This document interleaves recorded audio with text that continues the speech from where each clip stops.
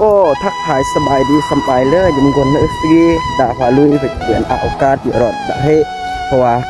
หลังจากกูเฮเบือน10 ปลายมือแล้วก็เบือนยอเละเนาะเพราะว่าเอาเบียกมากๆยืมมามักแนวยอตะกี้แน่ด้านในแน่ก็เลยเบือนยอตูบก็เลยสกีจะเบือนได้ยอยังเนาะตูบเนี่ยเมื่อโอกับไอบาดกนจะเบือนได้ยอตูบสกีมันเมื่อไว้ยังบรมยอลานายเลยอันไว้ยังลานายจะตูบ